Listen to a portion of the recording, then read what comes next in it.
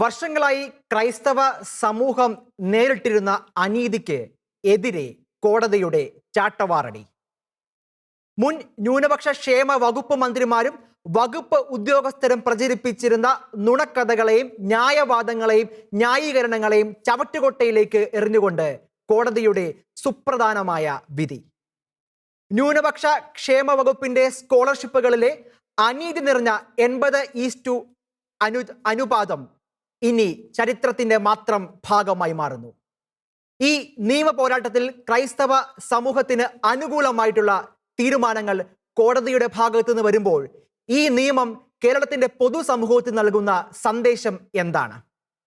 ഈ നിയമ പോരാട്ടത്തിന്റെ നാൾവഴികൾ എന്തായിരുന്നു? ഇതിന്റെ മുന്നോട്ടുള്ള യാത്ര, മുന്നോട്ടുള്ള ഗതിവിധികൾ എന്തായിരിക്കും? ഈ വിഷയമാണ് ഇന്ന് ഷെക്കൈന ബിഗ് ഡിബേറ്റ് ചർച്ച ചെയ്യുന്നത്. ഈ ചർച്ചയിൽ നമ്മളോടൊപ്പം പങ്കെടുക്കുന്നു മുൻ government chief whip Shri PC George, മുൻ PSC അംഗവും കേരള കോൺഗ്രസ് എം സംസ്ഥാന ജനറൽ സെക്രട്ടറിയുമായ professor Lopez Mathew, CBCI laity council secretary chevalier advocate VC Sebastian, ഈ വിഷയത്തിൽ നിയമ പോരാട്ടം നടത്തിയ അഡ്വക്കേറ്റ് ജസ്റ്റിൻ പള്ളിവാതുക്കൽ. 4 പേർക്കും ഈ ചർച്ചയിലേക്ക് സ്വാഗതം. ഈ ചർച്ച നമ്മൾ തുടങ്ങുന്നത് അഡ്വക്കേറ്റ് ജസ്റ്റിൻ പള്ളിവാതുക്കലാണ്. ഈ വിഷയത്തിൽ വലിയൊരു നിയമ പോരാട്ടത്തിന്റെ ഒരു മധുരം നിറഞ്ഞ നിമിഷത്തിലാണ് ജസ്റ്റിൻ എന്ന് ഞാൻ മനസ്സിലാക്കുന്നത്. അഡ്വക്കേറ്റ് ജസ്റ്റിൻ, ഈ നിമിഷം എന്ത് തോന്നുന്നു? കുറെ നാളുകളായിട്ടുള്ള ഒരു പരിശ്രമം, അതിന് കോടതിയുടെ ഒരു വിധി വരുന്നു. എങ്ങനെയാണ് ഈ വിധിയെ അങ്ങ് നോക്കിക്കാണുന്നത്?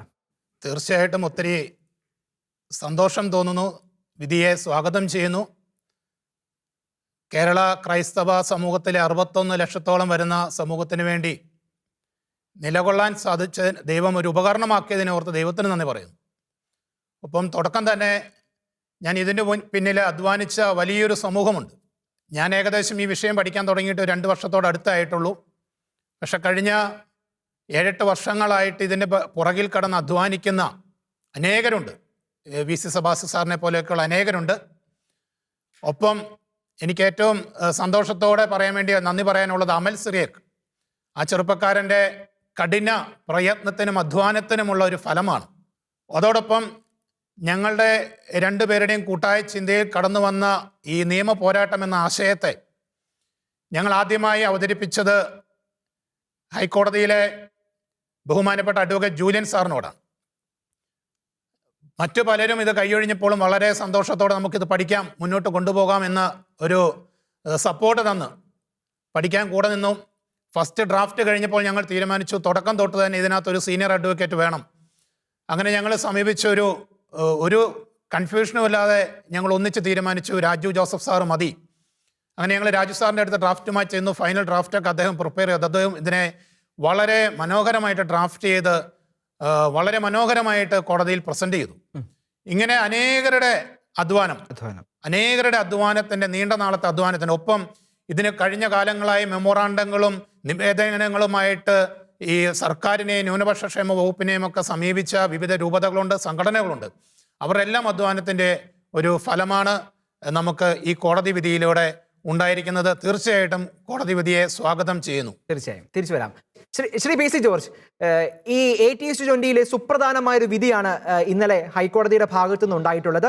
ഈ വിഷയത്തിൽ അങ്ങ് പല പ്രസ്താവനകളും മുമ്പ് നടത്തിയിട്ടുണ്ട്. നിയമസഭയിൽ അടക്കം അങ്ങ് ഈ വിഷയങ്ങളിൽ പല പ്രതികരണം നടത്തിയിട്ടുണ്ട്. എങ്ങനെ നോക്കിക്കാണുന്നു ഈ വിധിയെ? ഞാനിപ്പോ ആദ്യം പറയാനുള്ളത്, ഈ സംഭവം സംബന്ധിച്ച് ബഹുമാനപ്പെട്ട കോടതിയെ സമീപിച്ച് യുദ്ധം ചെയ്ത ജസ്റ്റിൻ എന്ന ചെറുപ്പക്കാരന് പ്രത്യേകം നന്ദി പറയുക. ഈ സന്തോഷം ഞാന് വലിയ ദുഃഖത്തിലാത്തിയ ആഴ്ത്തിയ സംഭവമായി. ബഹുമാനപ്പെട്ട പിണറായി വിജയൻ എന്ന മുഖ്യമന്ത്രിയോട് നിയമസഭയിൽ ഞാൻ ചോദിച്ചു, ന്യൂനപക്ഷ ക്ഷേമ വകുപ്പിന്റെ 80%, 27% വരുന്ന മുസ്ലിം, 19% ക്രിസ്ത്യാനിക്കും സിഖിനും പാഴ്സിക്കും ഉൾപ്പെടെ വിശ്വകർമ്മകർക്ക് ഉൾപ്പെടെ 24%-ന് 20%, ഇതെന്ത് നീതിയാണ്? ഇത് തെറ്റല്ലേ എന്ന് ഞാൻ ചോദിച്ചു. മുഖ്യമന്ത്രി ഒരു പടിയും കൂടാതെ പറഞ്ഞ് തെറ്റാണ്, സമ്മതിച്ച അദ്ദേഹം. ഇത് സംബന്ധിച്ച് ഞാൻ ചോദിച്ചു എന്ത് ചെയ്യും? അപ്പൊ അദ്ദേഹത്തിന് മറുപടി, ഒരു കമ്മീഷനെ വെക്കുന്നു. അങ്ങനെ കോശി കമ്മീഷനെ വെച്ചിട്ട് റിട്ടയർഡ് ചീഫ് ജസ്റ്റിസ് കോശി കമ്മീഷനെ വെക്കുകയും ചെയ്തു. ആ കോശി കമ്മീഷൻ റിപ്പോർട്ട് എവിടെ പോയെന്ന് ആർക്കും അറിയാം. റിപ്പോർട്ട് വെച്ചോന്ന് പോലും ആർക്കും അറിയില്ല. പഠിക്കുന്നതേ ഉള്ളൂ, അതിന്റെ നടപടി തുടങ്ങിയതേ ഉള്ളൂ. അങ്ങനെ എന്തായിരുന്നു പണി? ഇപ്പൊ കൊല്ലം 2 വേറെ കമ്മീഷൻ വെച്ചിട്ട്. അങ്ങനെ പോലുള്ള ആളുകളൊക്കെ ക്രിസ്ത്യാനി എന്ന് പറയുന്നത് പോലും കുഴപ്പമുണ്ട്. കാര്യം എന്റെ ബന്ധുവാ, പറയാതിരിക്കാൻ പറ്റില്ല. പക്ഷെ ഞാനിത് പറഞ്ഞുകൊണ്ട് കിട്ടിയ കുഴപ്പം എന്താണെന്നറിയാമോ? ഈരാറ്റുപേട്ടയിലെ മുസ്ലിം സഹോദരൻക്കിടയിൽ മുസ്ലിങ്ങളെ ഞാൻ ഏതാണ്ട് തട്ടിപ്പറിക്കാൻ പോകുന്നു എന്ന് പറഞ്ഞ പ്രചരണം തുടങ്ങി. ആ പ്രചരണമാണ് എന്നെ ഈ തെരഞ്ഞെടുപ്പ് പരാജയപ്പെടുത്തിയെന്ന് പറഞ്ഞു. ഞാൻ പറഞ്ഞത് കേട്ടിരുന്ന സുപ്രീം ഹൈക്കോടതി എഴുതി ഇങ്ങനെ ആവില്ല. ഹൈക്കോടതി ഇപ്പൊ പറഞ്ഞ എന്താ, സ്കോളർഷിപ്പ്, വിദ്യാർത്ഥിയുടെ സ്കോളർഷിപ്പ് 80-20 എന്നുള്ള ക്യാൻസൽ ചെയ്ത് അംഗങ്ങളുടെ എണ്ണത്തിന്റെ അടിസ്ഥാനത്തിൽ, അപേക്ഷ അടിസ്ഥാനത്തിൽ ചെയ്യണം നിഷ്പക്ഷമായ വിഹിതം. ഇതിനപ്പുറത്താണിത്. ഇതുകൊണ്ട് തീർന്നില്ല. ന്യൂനപക്ഷ ക്ഷേമ വകുപ്പ്, ഞാൻ പറഞ്ഞ നിയമസം എന്താ, ന്യൂനപക്ഷ ക്ഷേമ വകുപ്പിന്റെ ഫണ്ട് വിഹിതം വെക്കുമ്പോ ഇപ്പോൾ മുസ്ലിം സമൂഹത്തിന് കിട്ടിക്കൊണ്ടിരിക്കുന്ന 80% കുറയ്ക്കണമെന്ന് ഞാൻ പറഞ്ഞില്ല. അത് മേടിച്ചോണ്ടിരിക്കുകയാണ്. ഒരു ആനുകൂല്യം പറ്റിക്കൊണ്ടിരിക്കുന്ന ജനത്തോട് ഇനി അത് ഇല്ല എന്ന് പറയുന്നത് ശരിയല്ല. അതുകൊണ്ട് 24% വരുന്ന സിഖ്, പാഴ്സി, ക്രിസ്ത്യൻ ഉൾപ്പെടെയുള്ള നമ്മുടെ വിശ്വകർമ്മ ഉൾപ്പെടെ ഉള്ളവർക്ക് തത്തുല്യമായി സർക്കാർ ഖജനാവിൽ നിന്ന് പണം കൂട്ടിക്കൊടുത്തുകൊണ്ട് അത് പരിഹരിക്കണമെന്നാണ് ഞാൻ പറഞ്ഞത്. ഞാൻ പറഞ്ഞിരുന്നത് കേട്ടിരുന്നെങ്കിൽ ഇപ്പൊ കോടതി വിധി ഇങ്ങനെ വരില്ല. ഇപ്പൊ വരുന്നത് മുസ്ലിം സമുദായത്തിന് കുറവ് വരും. കാരണം അവർക്ക് ശതമാന അനുപാതത്തിൽ അവർക്ക് കിട്ടുള്ളൂ. അപ്പൊ കുറവ് വരാൻ പോവുക. ഞാൻ പറഞ്ഞിരുന്നത് കേട്ടെങ്കിലോ, അവർക്ക് കൊടുക്കുന്നത് കൊടുത്തേ, സർക്കാർ ഖജനാവിൽ നിന്ന് പക്ഷെ കൊടുക്കുന്ന. കോടതി ഇവിടെ അതൊരു ഭരണഘടന അനുവദിക്കുന്ന, ഭരണഘടനയിലുള്ള ഒരു അനീതിയാണ് ചൂണ്ടിക്കാട്ടുന്നത്. ആ അനീതി അവിടെ പറയുമ്പോൾ ആ നിലയ്ക്ക് കുറഞ്ഞു തന്നെ വരേണ്ടതല്ലേ? കാരണം അത് യോഗ്യത ഇല്ലാതെ ഫണ്ടല്ലേ. ഞാൻ പറയാം, ഷക്കീനയുടെ ഒരു കാര്യം പറയാം. ഇപ്പൊ സലീമിന് 100 രൂപ ആനുകൂല്യം കൊടുത്തോണ്ടിരിക്കുന്നു. ഏത് മാനദണ്ഡം വേണ്ടേ? ജോറിന് 20 രൂപയും കൊടുക്കുന്നു. നാളെ സർക്കാർ ഓർഡർ ഇടുകയാണ്, സലീമിന്റെ 150 ആക്കിയിരിക്കുന്നു. അതിന് ഗവൺമെന്റ് അധികാരമുണ്ട്. ജോറേന്റെ ആനുകൂല്യം 20 എന്നുള്ളത് 130 ആക്കിയിരിക്കുന്നു. അതിന് ഗവൺമെന്റ് അധികാരമുണ്ട്. അപ്പോ ആർക്കും പരാതി ഉണ്ടാകുകയില്ല, പ്രശ്നവും പരിഹരിക്കപ്പെടും. ഞാനിത് നല്ല വാക്ക് പറഞ്ഞതാ, കേൾക്കണ്ടേ? ഇപ്പൊ എന്ത് വേണ്ടി? ഇപ്പൊ കോടതി വിധി വളരെ കറക്റ്റാണ്. കോടതി വിധി വളരെ കറക്റ്റാണ്. അപ്പൊ ഇതുകൊണ്ട് നിൽക്കില്ല. ഇതിപ്പോ സ്കോളർഷിപ്പ് കാര്യത്തിൽ മാത്രം വിധി, ബാക്കി മൊത്തമായ കാര്യത്തിൽ ഈ വിധി നടപ്പാക്കേണ്ടി വരും. അല്ല ശരിയാവില്ല. കോശി കമ്മീഷൻ എന്ത് പറ്റിയെന്നുകൊണ്ട് അന്വേഷിക്കേണ്ടി വരും. ഏതായാലും കോടതി വിധി ഞാൻ ഭയങ്കര സന്തോഷത്തിൽ സ്വാഗതം ചെയ്യുന്നു. ഈ കോടതി വിധി കാണുമ്പോഴെങ്കിലും ഈരാറ്റുപേട്ടയിലെ എന്റെ നിയമത്തിലെ മുസ്ലിം സമൂഹം സത്യം മനസ്സിലാക്കും, PCOറി ശരിയാ പറഞ്ഞതെന്ന് മനസ്സിലാക്കും എന്ന് കരുതുന്നു എന്ന അഭിപ്രായം കൂടി എനിക്കുണ്ട്. വേറൊന്നും പറയാനില്ല. തീർച്ചയായും തിരിച്ചു വരാം.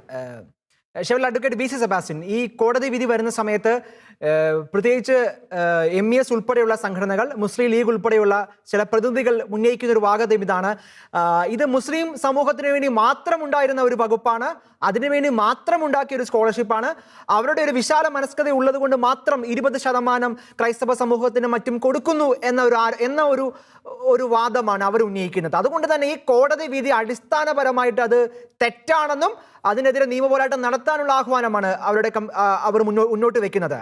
അങ്ങേ വിഷയം പഠിക്കുന്ന ഒരാൾ കൂടിയാണ്. എന്താണ് അങ്ങയുടെ മറുപടി?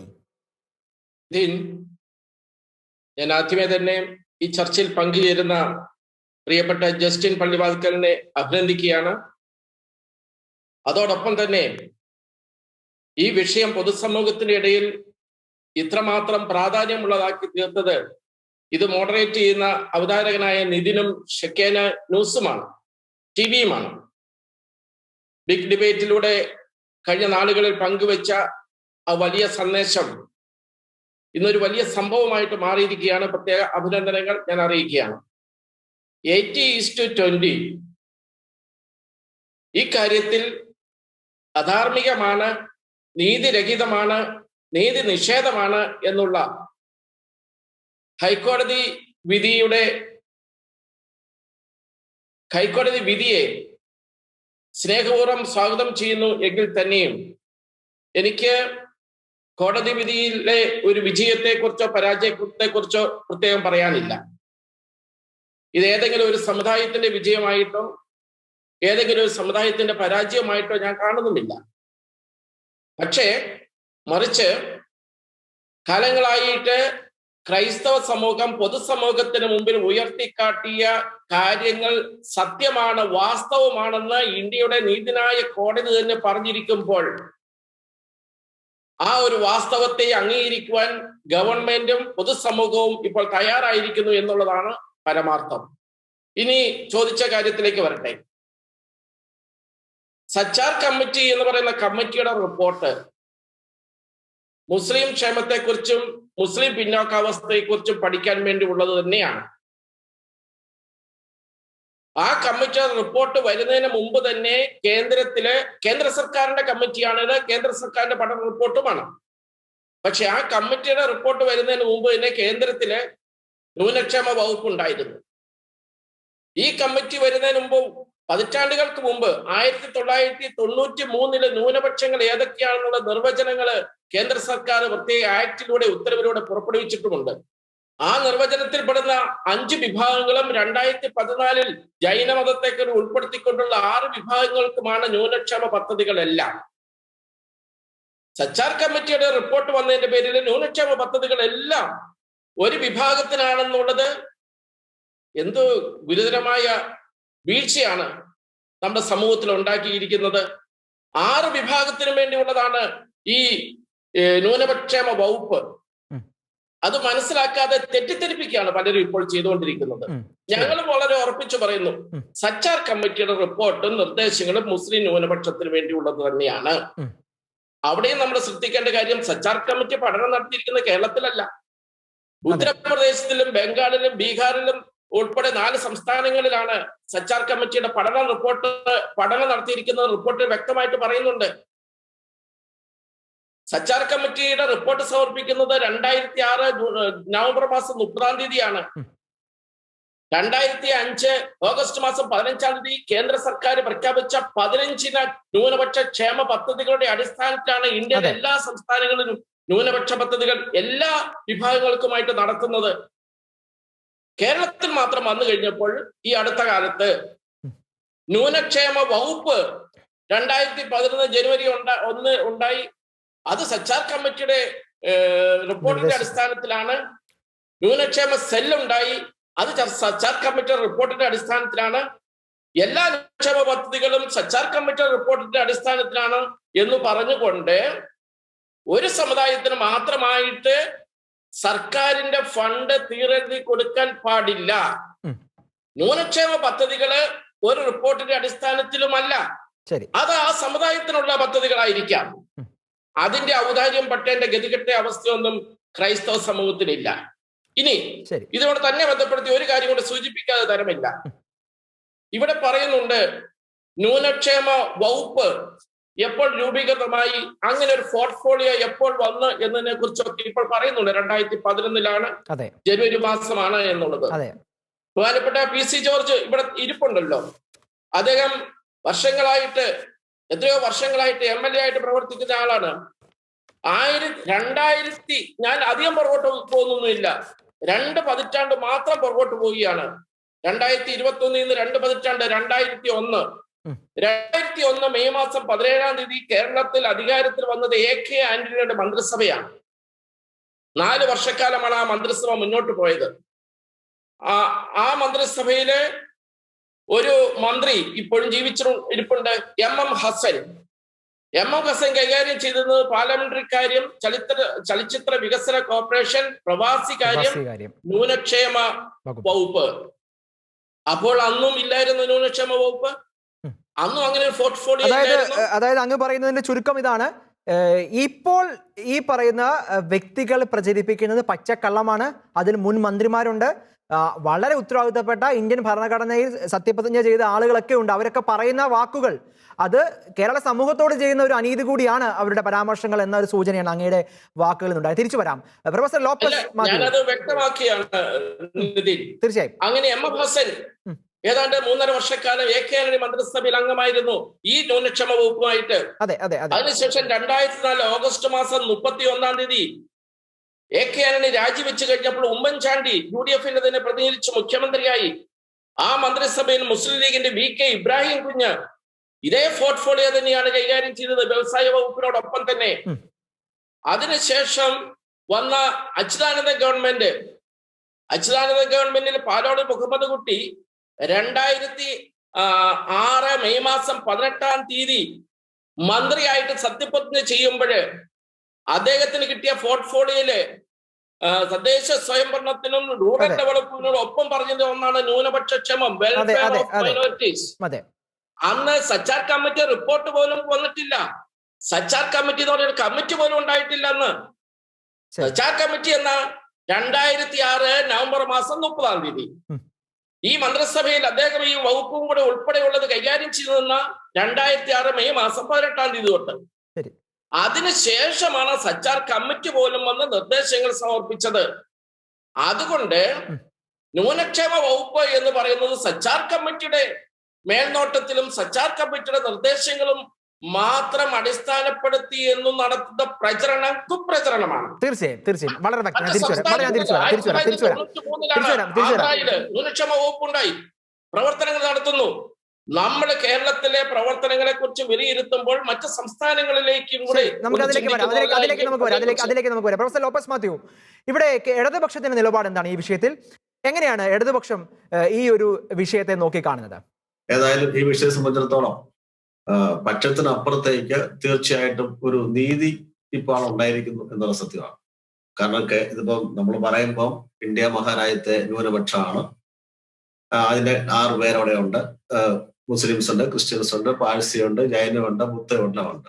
പക്ഷെ കേരളത്തെ സംബന്ധിച്ചിടത്തോളം കേരളത്തിലെ ന്യൂനപക്ഷം എന്ന് പറയുമ്പോൾ അത് തീരെ ന്യൂനപക്ഷം നമുക്കറിയാം. 45.27% കേരളത്തിലെ ന്യൂനപക്ഷങ്ങളാകെ ഉള്ളത്. അതിൽ 58.67% മുസ്ലിംസും 40.6% ക്രിസ്ത്യൻസും 0.73% മറ്റ് ന്യൂനപക്ഷ വിഭാഗം. അതാണ് കേരളത്തിലെ അവസ്ഥ. അപ്പൊ അതില് ഇപ്പോൾ നിലവിൽ ഈ ന്യൂനപക്ഷ സൗകര്യങ്ങൾ, ആനുകൂല്യങ്ങൾ, അതിന്റെ വിതരണത്തിൽ ഒരു നീതി ഉണ്ടായിട്ടില്ല. അതിന്റെ ഒരു ശതമാനത്തിൽ വ്യത്യാസം വന്നിരിക്കുന്നു. അത് കുറെ കാലമായിട്ട് എല്ലാവരും ചൂണ്ടിക്കാണിക്കുന്ന കാര്യമാണ്. ഗവൺമെന്റുകൾ മാറി വന്നിട്ടും അതിൽ വലിയ മാറ്റം ഉണ്ടായിട്ടില്ല എന്നുള്ളതാണ് സത്യം. പക്ഷെ അടുത്ത കാലത്ത് അതിനെ സംബന്ധിച്ച് കൂടുതലായ ഈ പറഞ്ഞ പോലെ ജസ്റ്റിസ് ഉൾപ്പെടെയുള്ള കേസ് കൊടുക്കുകയും ക്രിസ്ത്യൻ വിഭാഗങ്ങൾ കൂടുതൽ പഠിക്കുകയും ഒക്കെ ചെയ്തതിന് അതിനടിസ്ഥാനത്തുള്ള സമരമൊക്കെ ഉണ്ട്. ഏതായാലും ഇപ്പം ചീഫ് ജസ്റ്റിസിന്റെ ബെഞ്ച് ഒരു നീതിപൂർവമായ ഒരു വിധി പ്രസ്താവന നടത്തിയിരിക്കുന്നു. ഇനി നമുക്ക് വേണ്ടത് അതനുസരിച്ചുള്ള ഒരു തീരുമാനം ഗവൺമെന്റ് ഭാഗത്തുണ്ടാകണം. അപ്പൊ തീർച്ചയായിട്ടും ഈ വിഷയത്തെ സംബന്ധിച്ചിടത്തോളം സമൂഹത്തിലുണ്ടായിരിക്കുന്ന കേരളത്തിലുണ്ടായിരുന്ന ചർച്ചയുടെ അടിസ്ഥാനത്തിൽ ഇത്തവണ നമുക്കറിയാം ഇടതുപക്ഷ ഗവൺമെന്റ് മുഖ്യമന്ത്രി തന്നെ ആ വകുപ്പ് ഏറ്റെടുത്തിരിക്കുക.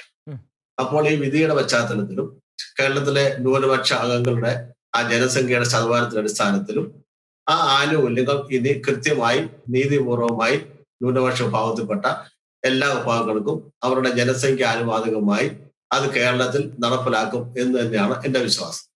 ഈ വിഷയത്തിൽ ഏറ്റവും കൂടുതൽ ഈ അസത്യങ്ങൾ പ്രചരിപ്പിച്ചിരുന്ന മന്ത്രി ശ്രീ KT ജലീലാണ്. അദ്ദേഹം അല്പം കുറച്ച് നാളുകൾക്ക് മുമ്പ് വരെ ന്യൂനപക്ഷ ക്ഷേമ വകുപ്പ് കൈകാര്യം ചെയ്തിരുന്ന മന്ത്രി കൂടിയാണ്. അദ്ദേഹം ഈ വിധിയുടെ 2 ദിവസം മുമ്പ് ഇറക്കിയ ഫേസ്ബുക്ക് പോസ്റ്റിലൊക്കെ ഈ പറഞ്ഞ അസത്യങ്ങളുടെ ഒരു വലിയ പ്രചരണത്തിനുള്ള തുടക്കം അദ്ദേഹം വളരെയധികം പ്രകടമായിട്ട് ഇത് കൊടുക്കുകയൊക്കെ ചെയ്തു. ശരിക്കും ഇടതുപക്ഷം അദ്ദേഹത്തിന്റെ നുണപ്രചരണങ്ങൾക്കൊക്കെ ഒരു മറുപടി ആയിട്ടാകാം ഒരു പക്ഷേ മുഖ്യമന്ത്രി ഈ വകുപ്പ് ഏറ്റെടുത്തതൊക്കെ. അപ്പം കേരള ക്രൈസ്തവ സമൂഹത്തിന് ഈ ഒരു ആശങ്ക ഉണ്ട് താനും. കാരണം ഇങ്ങനെ നിലപാടെടുക്കുന്ന ആളുകളൊക്കെ ഈ ഇത്രയും നുണക്കഥകൾ ഈ വർഷങ്ങളൊക്കെ പ്രചരിപ്പിച്ച ഒരു ഭരണകൂടം കൂടെയാണ്. അതിനകത്ത് അതിൽ മനസ്സിലാക്കേണ്ട ഒരു കാര്യം, ഈ വിധി തന്നെ 2008 2011 2015 ഈ ന്യൂനപക്ഷ സൗകര്യങ്ങൾ വിതരണം ചെയ്യുന്നതിന്റെ ഓർഡറുകൾ ക്യാൻസൽ ചെയ്തിരിക്കുക ഹൈക്കോടതി.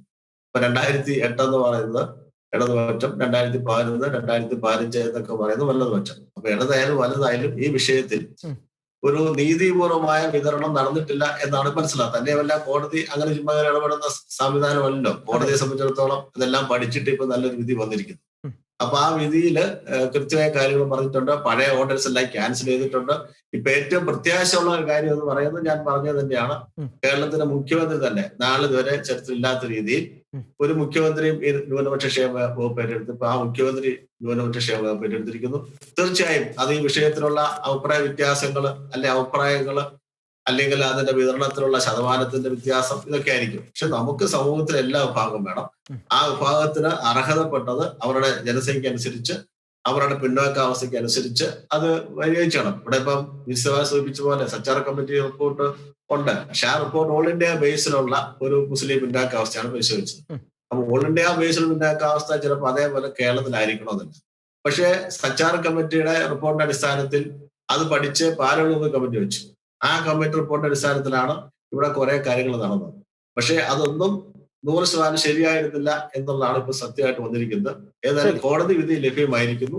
ഇനി കൃത്യമായ നീതിപൂർവമായ ഒരു വിതരണം ഉണ്ടാവും എന്ന് തന്നെയാണ് പ്രത്യാശിക്കുന്നത്. തിരിച്ചു വരാം. എനിക്ക് ഒരു കാര്യം ശ്രീ പി സി ജോർജ് ഒരു കാര്യം പറയും. അതായത് ഈ ലോപ്പസ് പറഞ്ഞപ്പോ മുഖ്യമന്ത്രി വകുപ്പ് ഏറ്റപ്പോ നീതി ഉണ്ടാവും. കഴിഞ്ഞ പിണറായി സർക്കാരിന്റെ കാലത്ത് നിയമസഭ വെച്ച് ഞാൻ ചോദിച്ചതാണ് മുഖ്യമന്ത്രിയുടെ ഈ വിഷയം. അങ്ങനെയാണല്ലോ ഇത് ഉയർന്നു വന്നത്. ആ ചോദ്യത്തിന് ഉത്തരവായിട്ട് മുഖ്യമന്ത്രി കമ്മീഷനെ വെച്ചിട്ട് ആ കമ്മീഷൻ റിപ്പോർട്ട് പോലും പുറത്തു വന്നിട്ട് കമ്മീഷൻ റിപ്പോർട്ട് ഇല്ലല്ലോ. അപ്പൊ മുഖ്യമന്ത്രി മുഴുവൻ നീതി ചെയ്തു എന്ന് പറയണ്ട, അന്ന് വേണമെങ്കിൽ ചെയ്യാമായിരുന്നല്ലോ. ഇപ്പൊ വേറൊരു കാര്യം കൂടെ ഉണ്ട്, ഷക്കീനെ മനസ്സിലാക്കണം. ബഹുമാനപ്പെട്ട കോടതി 3 ഓർഡർ ക്യാൻസൽ ചെയ്തിരിക്കുക. അതിന്റെ അർത്ഥം എന്താ? ആ ഓർഡറിന്റെ അടിസ്ഥാനത്തിൽ വന്നിരുന്ന വിതരണം ചെയ്ത പണം മുഴുവൻ നിയമവിരുദ്ധമാണ്. അപ്പോ എന്താണ് ഇപ്പോ ലഭിക്കാതിരുന്ന ആനുകൂല്യം കൂടി 2008 മുതൽ എങ്കിലും ഈ ക്രൈസ്തവ, അതുപോലെ ജൈന, സിഖ് ഉൾപ്പെടെയുള്ള വിഭാഗത്തിൽപ്പെട്ട പിള്ളേർക്ക് കിട്ടിയേ മതിയാവും. ശരി, നേരത്തെ കൊടുക്കാതിരുന്നവർ കിട്ടണ്ടേ? മുൻകാല പ്രാബല്യമാണ് ഇപ്പൊ വന്നിരിക്കുന്നത്. അത് മിണ്ടാതെ പോയിട്ട് കാര്യമൊന്നുമില്ല. കേരളത്തിന്റെ പണമായത്. ജനങ്ങളുടെ പണം എടുത്തു കൊടുക്കുമ്പോ ന്യായം വേണ്ടേ? ശരി, ആ ന്യായത്തിന് വിരുദ്ധമായി ചെയ്തു. എന്നെ റെഫർ ചെയ്തുകൊണ്ട് ഞാൻ പറയാം. ഞാൻ പറഞ്ഞ മുഖ്യമന്ത്രി നീതി പ്രവർത്തിച്ചതല്ല, പ്രവർത്തിക്കാനുള്ള സാഹചര്യം ഉണ്ടായിരിക്കുന്നു. നാളെ ആ വകുപ്പ് ഏറ്റെടുത്തിരിക്കുന്നു. ഒരു പ്രതീക്ഷയാണ് പ്രതീക്ഷ മാത്രമല്ല ഉത്തരവാദിത്വം ഉണ്ട്. കാരണം അപ്പൊ വകുപ്പ് അദ്ദേഹത്തിന്റെ കയ്യിലാണ്. അതിന്റെ അകത്ത് കോടതി വിധിയെ സംബന്ധിച്ചിടത്തോളം കോടതി വിധിയുടെ ആ മുഴുവൻ വായിച്ചക്കൽ അത് മുൻകാല പ്രാബല്യം ഉണ്ടോ എന്നുള്ള കാര്യം പരിശോധിക്കണം. തന്നെയല്ല ഇപ്പൊ ജോർജ് ആദ്യം പറഞ്ഞത് വ്യത്യസ്തമാണ്. രണ്ടാമത് എന്നാന്നറിയോ, നിലവിലുള്ള കൊടുത്ത ആനുകൂല്യങ്ങൾ പിൻവലിക്കണമെന്ന് അദ്ദേഹം പറഞ്ഞു. അതിന് ശതമാനം മാറ്റി കൊടുത്താൽ എന്ന് പറഞ്ഞു. അപ്പൊ നമുക്ക് ആ തരത്തിൽ വേഗമായിട്ട് ഇത് ചെയ്യാൻ പറ്റത്തില്ല. കൊടുത്ത ആനുകൂല്യങ്ങളെ സംബന്ധിച്ചിടത്തോളം ഗോഡ് ആർ ദ പാസ്റ്റ്. പക്ഷെ ഇനി ജോർജ് പറഞ്ഞ പോലെ തന്നെ കൂടുതൽ ആനുകൂല്യം ഇത് പശ്ചാത്തലത്തിൽ മക്കൾക്ക് കൊടുക്കാൻ പറ്റുമോ എന്നൊക്കെ ആലോചിക്കണം. പക്ഷെ ഇതിനകത്ത് നിയമപരമായ പ്രശ്നം വെച്ചാൽ ജനസംഖ്യ അടിസ്ഥാനത്തിലാണ് നമുക്കറിയാം റിസർവേഷൻസ് ആനുകൂല്യം എല്ലാം വരുന്നത്. ഇപ്പൊ കമ്മ്യൂണിറ്റി റിസർവേഷൻ പോലും ജനസംഖ്യയുടെ അടിസ്ഥാനത്തിലാണ് ഈഴവ, മുസ്ലിം, SC, ST എന്നൊക്കെ പറഞ്ഞ് തീരുമാനിച്ചിരിക്കുന്നത്. 10% തീരുമാനിച്ചിരിക്കുന്നത്. ഏതായാലും ഒരു ക്ലിപ്തത, ഒരു കൃത്യത, ഒരു നിയമം അത് ഇംപ്ലിമെന്റ് ചെയ്യുക. കോടതി വിധികൾ വന്നപ്പം എല്ലാവർക്കും സൗകര്യമായി തീർച്ചയായും ഇനി നിയമം പറഞ്ഞുകൊണ്ട് ചോദിക്കുകയാണ്. ഈ മേൽജാതിക്കാരിലെ പാവപ്പെട്ട പിന്നോക്കക്കാർക്ക് 4 ലക്ഷം രൂപ ആത്മഹത്യക്ക് താഴെ വരുമാനം വെച്ച് ആനുകൂല്യം പ്രഖ്യാപിച്ചു കേന്ദ്ര ഗവൺമെന്റ്. ഇവിടെ കൊടുത്തോ പിണറായി 4 എന്നുള്ളത് 8 ആക്കി. ഇവിടുത്തെ നായർ സമുദായത്തെ അല്ല നശിപ്പിച്ചത്, ക്രിസ്ത്യൻ സമൂഹത്തിനല്ലേ ദൂഷ്യം വന്നത്. അതിനെ പിന്നെ മിണ്ടാത്തത് എന്താ? മുന്നണിയിലുണ്ടല്ലോ. വേറൊരു വിഷയം. ഞാൻ ഈ വിഷയം തന്നെയാണ് അത്. എന്താണെന്നറിയോ, നമ്മള് ഈ വരുമാനം കൂട്ടുമ്പോഴത്തേനെ ആർക്കാ പറയാനുണ്ടാവുന്നത്? വരുമാനം അതൊന്നും പറയേണ്ട കാര്യമില്ല. ഇവിടുത്തെ ക്രിസ്ത്യാനിക്ക് കിട്ടാനുള്ള കിട്ടുകയില്ല, നായർക്കും കിട്ടുകയില്ല. നായർ ഒരു സമൂഹമല്ല, ഈ രാജ്യത്ത് ജീവിക്കുന്നവരല്ലേ അവര്. അവർക്കൊരു ആനുകൂല്യം കൊടുക്കാൻ തീരുമാനിച്ചപ്പോ അത് കൊടുക്കാനുള്ള മര്യാദ കാണിക്കാതെ അതിനിട്ടും ഭാരം വെക്കുന്ന സ്വഭാവമാണ് പിണറായി കാണിച്ചിരിക്കുന്നത്. ഞാൻ പറഞ്ഞത് മനസ്സിലായില്ലേ? 8 ലക്ഷം എന്നുള്ളത് 4 ആക്കി. അല്ല ശരി, സാമ്പത്തിക സംവരണം വരുമ്പോഴേ വരുമാനം കൂടുതലവർക്കല്ല. മറ്റൊരു വിഷയമാണ് ശ്രീ പി സി ജോർജ്, നമുക്ക് ചർച്ച ചെയ്യാം. പക്ഷെ അത് മറ്റൊരു വിഷയമാണ്. നമുക്കത് തീർച്ചയായിട്ടും അത് വലിയ വിഷയം, ചർച്ച ചെയ്യേണ്ട വിഷയം കൂടിയാണ് സാമ്പത്തികം. നമുക്ക് അതിലേക്ക് വരാം. അഡ്വക്കേറ്റ് ജസ്റ്റിൻ പള്ളിവാതിക്കൽ, ഇവിടെ ശ്രീ പി സി ജോർജ് പറഞ്ഞതുപോലുള്ള ആർഗ്യുമെന്റ് ഇവിടെ നിൽക്കുന്നുണ്ട്. ഈ വിധിയുടെ അവസാന വാക്കിൽ ഇങ്ങനെയാണ് എഴുതി വെച്ചിരിക്കുന്നത്: hereby direct the Kerala state government to pass requisite and appropriate government orders providing merit cum means scholarship to the members of the notified minority communities within the state equally and in accordance with the latest population census available with the state minority commission. ശരിക്കും ഈ വിധി വരുമ്പോൾ ഇതിനകത്ത് ഈ ഇവിടെ പറഞ്ഞതുപോലുള്ള മുൻകാല പ്രാബല്യം എന്ന ഒരു കാര്യം നമുക്ക് ഇതിനകത്ത് വായിച്ചെടുക്കാൻ പറ്റുമോ എന്നത് ഒന്നാമത്തെ ഒരു ചോദ്യം. രണ്ടാമത്തെ കാര്യം, ഈ വിധിയുടെ വെളിച്ചത്തിൽ എന്താണ് ശരിക്കും at the end of the day എന്താണ് സംഭവിക്കാൻ പോകുന്നത്? അതായത് വേണ്ട വിധത്തിൽ ഇതുമായി സർക്കാർ നടപ്പാക്കുന്ന ഘട്ടത്തിലേക്ക് പോകുമ്പോൾ എന്തായിരിക്കും ഇതിന്റെ എൻഡ് റിസൾട്ട് എന്തായിരിക്കും? ശ്രീ ജസ്റ്റിൻ പള്ളിവാതിക്കൽ. എനിക്കിതിനകത്ത് 2 കാര്യമാണ് പറയാനുള്ളത്. ഒന്ന്, ആദ്യം നിതിൻ ചോദിച്ച ചോദ്യവുമായിട്ട് ബന്ധപ്പെട്ട് ഇത് നടപ്പിലാക്കുന്ന കാര്യത്തിൽ ഗവൺമെന്റിന്റെ കയ്യിലാണ് ഇപ്പൊ ശരിക്കും പറഞ്ഞാൽ പന്തിരിക്കുന്നത്. ഗവൺമെന്റിന് നല്ലൊരു അവസരമാണ്. കാരണം ഇത്രയും കാലം 5 മൈനോറിറ്റി സമുദായങ്ങൾക്ക് നിഷേധിക്കപ്പെട്ടിരുന്ന ഒരു നീതി നേടിക്കൊടുക്കുവാൻ അല്ലെങ്കിൽ അത് വീണ്ടെടുത്ത് കൊടുക്കുവാൻ ഗവൺമെന്റിന് കിട്ടുന്ന നല്ലൊരു അവസരമാണ്. ഒപ്പം ഇത് റിട്രോസ്പെക്റ്റീവ് എഫക്റ്റ് എന്ന് പറഞ്ഞാൽ മുൻകാല പ്രാബല്യം എന്നതിനെ പറ്റിയിട്ട് ഉത്തരവിൽ യാതൊരു പരാമർശങ്ങളുമില്ല. അതുകൊണ്ട് തന്നെ ഇനിയുള്ളതിനെ പറ്റിയിട്ട് നമുക്ക് ചിന്തിക്കുന്നതായിരിക്കും കൂടുതൽ നല്ലത് എന്നാണ് എനിക്ക് തോന്നുന്നത്. കാരണം കഴിഞ്ഞത് തന്നെയാണ്. ജസ്റ്റ് ഒരു ചോദ്യം എനിക്കുണ്ട്. എന്താണെന്നറിയാമോ? ജസ്റ്റിന്റെ അപേക്ഷയുടെ അടിസ്ഥാനത്തിൽ 3 ഓർഡറും ക്യാൻസൽ ചെയ്തു ഹൈക്കോടതി. ആ 3 ഓർഡർ ക്യാൻസൽ ചെയ്തെന്ന് പറഞ്ഞാൽ മുൻകാല പ്രാബല്യം വന്നു എന്നർത്ഥം. തീർച്ചയായിട്ടും മുൻകാലം മുതലേ ഇത് തെറ്റാണെന്ന് പറഞ്ഞിരിക്കില്ലേ? അവ മുൻകാല പ്രാബല്യമായി. തീർച്ചയായിട്ടും പറയേണ്ട കാര്യമുണ്ടോ? തീർച്ചയായിട്ടും ബി സി സാർ അത് ഉത്തരവ് റദ്ദാക്കുന്നതിലൂടെ അങ്ങനെ ഒരു സ്റ്റാൻഡ് അവിടെ നിപ്പുണ്ട്. എങ്കിലും കഴിഞ്ഞ കാലഘട്ടങ്ങളിൽ അവകാശം മേടിച്ച് പഠിച്ച് ഉന്നതിയിലെത്തിയ കുട്ടികളുടെ അവകാശത്തെ നമ്മളിനി ഹനിക്കണ്ട എന്നുള്ളൊരു ചിന്തയാണ്. ശരി. അല്ലെങ്കിൽ കോടതി നമ്മളോട് സ്റ്റേയുടെ കാര്യം എന്തോ അതെ അവർക്ക് കൊടുത്തേരെ. കിട്ടാനുള്ള പിള്ളേർക്ക് ബാക്കി കൊടുക്കണ്ടേ? അത് കൊടുക്കണം. പാഴ്സി സിക്ക് കുഞ്ഞുങ്ങൾക്ക് കൊടുത്ത കാശ് പോരാ, നിയമവിരുദ്ധാണ്. ആ കാശം കൊടുക്കണമെങ്കിൽ സർക്കാർ. അതാ ഞാൻ പറഞ്ഞു. ഓക്കെ, അത് ഗവൺമെന്റ് എടുക്കേണ്ട ഒരു തീരുമാനമാണ്. വളരെ പ്രധാനപ്പെട്ട ഒരു ആശയമാണ് ശ്രീ പി സി പറഞ്ഞത്. തീർച്ചയായിട്ടും അത് ഗവൺമെന്റ് എടുക്കേണ്ട തീരുമാനമാണ്. പിന്നെ രണ്ടാമതായിട്ട് എനിക്ക് നിതിൻ ചോദിച്ച അടുത്ത പോയിന്റിലേക്ക് വരുന്നതിന് മുമ്പ് പൊതുസമൂഹത്തിന് മുമ്പിൽ വലിയൊരു തെറ്റിദ്ധാരണയുണ്ട്. ആ തെറ്റിദ്ധാരണ ബഹുമാനപ്പെട്ട ഡോക്ടർ ഫസൽ ഗഫൂർ ഒക്കെ ഇന്നലെ പ്രത്യേകിച്ചും എല്ലാ ചാനലുകളിലും ഇരുന്ന് അദ്ദേഹം ചർച്ചയ്ക്ക് പങ്കെടുത്തപ്പോഴും ഇത് സമുദായങ്ങളെ സ്പ്ലിറ്റ് ചെയ്യാനുള്ള ഒരു ആശയമായിട്ടാണ് അദ്ദേഹം അവതരിപ്പിച്ചത്. തീർച്ചയായിട്ടും അല്ല. ഈ കോടതി വിധിയും കോടതി കൊടുത്ത പരാതിയുടെ കോപ്പിയും എടുത്ത് വായിക്കുന്ന ആർക്കും അതിന്റെ ഫ്രണ്ട് പേജ് എടുത്താൽ അറിയാം ഇത് ആർക്കെതിരെയാണ് നിയമയുദ്ധം നടത്തിയിരിക്കുന്നത്. ഇത് നിയമയുദ്ധം നടത്തിയിരിക്കുന്നത് ഒരു മത സമൂഹങ്ങൾക്കും എതിരെയല്ല, ഒരു സമുദായത്തിനും എതിരായിട്ടല്ല. ഇത് government state of Kerala state commission for minorities, union of India അല്ലേ? തീർച്ചയായിട്ടും ഓരോ കാലഘട്ടങ്ങളിലും കേരളം ഭരിച്ച സർക്കാരുകളുടെ നയങ്ങൾക്കെതിരെ നിലവിലുള്ള സർക്കാരിനെതിരെ നമുക്ക് കേസ് കൊടുക്കാൻ പറ്റുള്ളൂ. അതുകൊണ്ടാണ് സംസ്ഥാന സർക്കാരിനും മൈനോറിറ്റി വികസന വകുപ്പുമാണ് അതിനകത്ത് എതിർകക്ഷികൾ. അല്ലാതെ വേറെ ഒരു മതസമൂഹങ്ങളും അല്ല. ഒരു മതസമൂഹത്തിന്റെ അവകാശത്തെയും ഇതിനകത്ത് ഹനിക്കാൻ ഉദ്ദേശിച്ചിട്ടില്ല.